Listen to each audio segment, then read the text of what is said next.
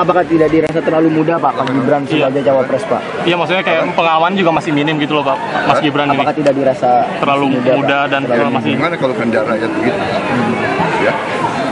Ini kita tidak bicara kehendak elit, tapi ini kalau ada dukungan dari rakyat, Anda sendiri dengar jangan mana. Ya.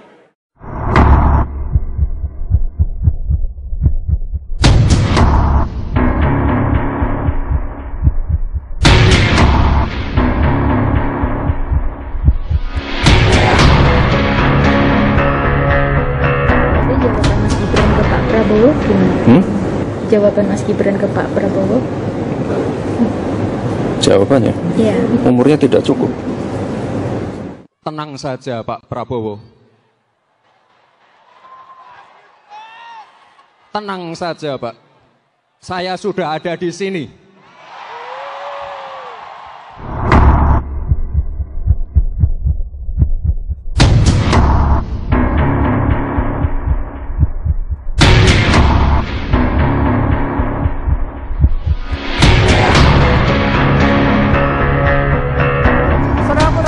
Presiden Joko Widodo Kaisang Pangarep menorehkan rekor baru di dunia politik. Bagaimana tidak?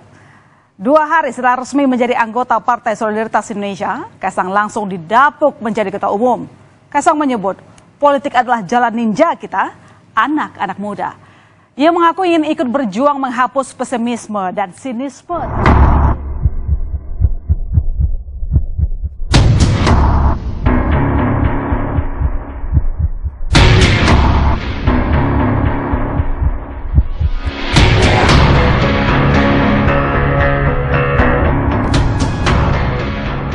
Presiden Joko Widodo meyakini Kaisang sudah mempertimbangkan keputusannya dengan baik.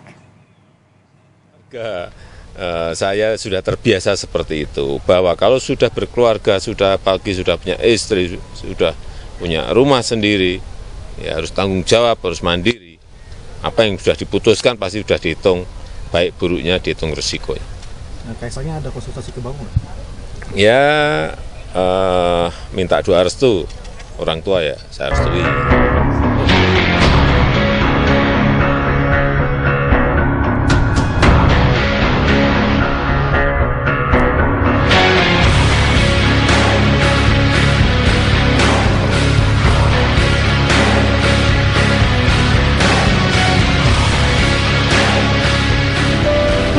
Ada satu mimpi supranatural, suatu mimpi yang sangat berkesan saya alami di permulaan bulan Februari ini.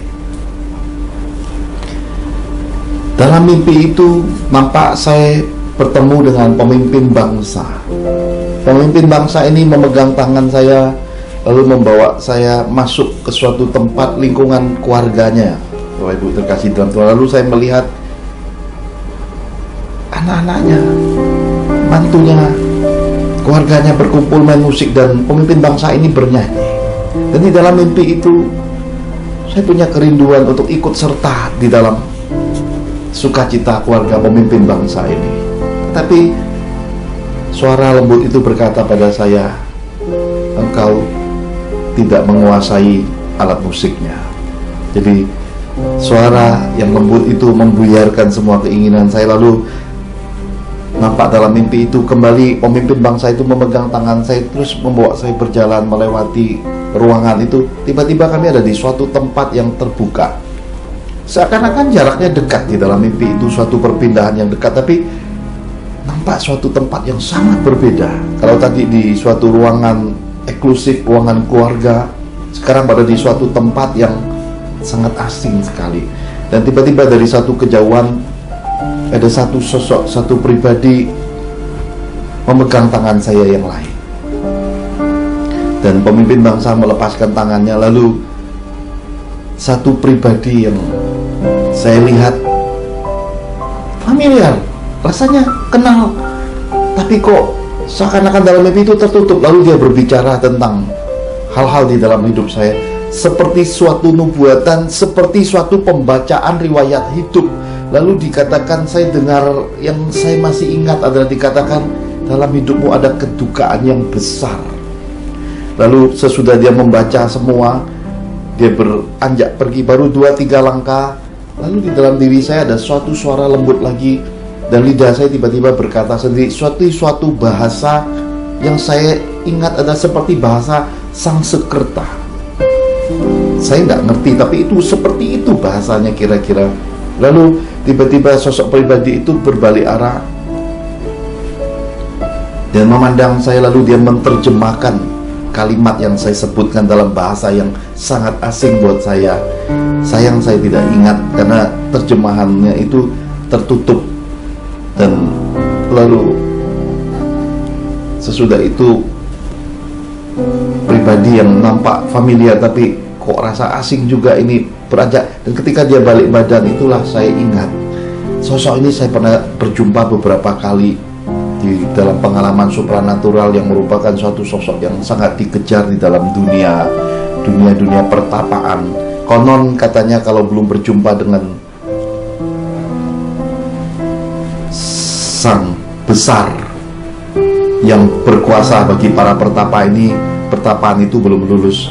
Saya bertemu beberapa kali dalam pengalaman pribadi supranatural, baik itu lewat perjumpaan pribadi dalam rupa seorang wanita tua yang nampak dari belakangnya seperti ada gambaran batu-batu, ataukah dalam suatu mimpi. Dan ini datang lagi dalam mimpi, lalu dia pergi, lalu pemimpin bangsa kembali memegang tangan saya, lalu kami mau beranjak, tapi saya berkata, izin sebentar sebelum pergi, saya ingin pamit sama, tiba-tiba muncul kata Eyang, saya ingin pamit dengan Eyang.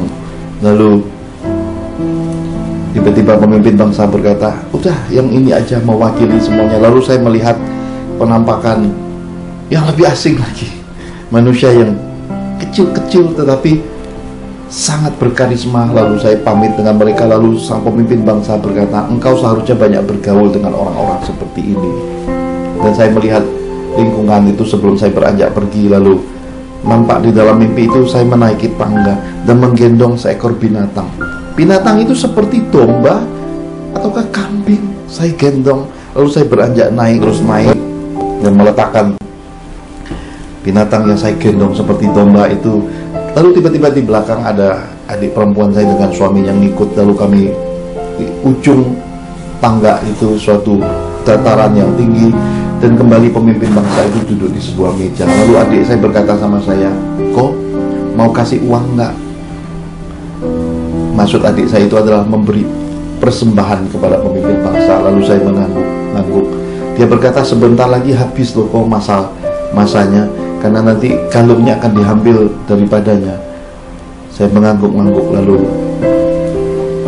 mimpi itu berakhir, dan sebelum mimpi itu berakhir ada suatu suara yang sangat agung berkata, 1 Korintus